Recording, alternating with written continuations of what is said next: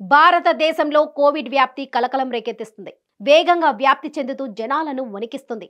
గత నెల రోజుల కిందట వరకు అంతంత మాత్రంగానే ఉన్న కరోనా కేసులు వేగంగా పెరుగుతూ వస్తున్నాయి. 2023 డిసెంబర్ మొదటి వారంలో రెండంకెల కొత్త కేసుల్లో నమోదు కాగా చివరికి వచ్చేసరికి 800 దాటింది. గడిచిన 24 గంటల్లో 850 కొత్త కేసులు నమోదయ్యాయి.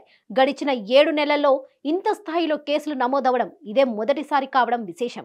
దేశవ్యాప్తంగా వ్యాప్తి చెందుతున్న JN.1 సబ్ వేరియంట్ ఈ పెరుగుదలకు కారణమైంది.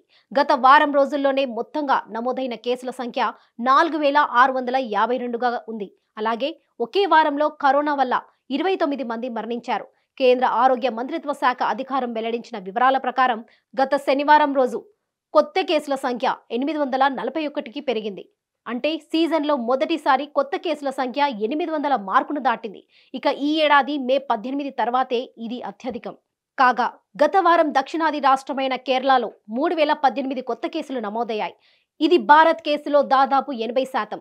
దీన్ని బట్టి కేరళలో కరోనా విజృంభణ ఇప్పటికే తారస్థాయికి చేరిందని తెలుస్తుంది. అయితే మరికొన్ని రాష్ట్రాల్లో కూడా ఇలాంటి పరిస్థితే ఉంది. కర్ణాటక, మహారాష్ట్రలో కేసులు గణనీయంగా పెరిగాయి. కేరళ మినహా ఈ 2 రాష్ట్రాల్లో మాత్రమే రోజువారీ కేసులు 100 దాటాయి. ఇక కర్ణాటకలో గత వారం 922 కొత్త కేసులు నమోదయ్యాయి. ఇది అంతకుముందు వారం నమోదైన 309 కేసులతో పోలిస్తే 3 రెట్లు ఎక్కువ. ఇక మహారాష్ట్రలో కేసులు 103 నుంచి 620కి 6 రెట్లు పెరిగాయి. మొత్తం మీద గత వారం 20 రాష్ట్రాలు, కేంద్రపాలిత ప్రాంతాలతో కోవిడ్-19 కేసులు నమోదయ్యాయి.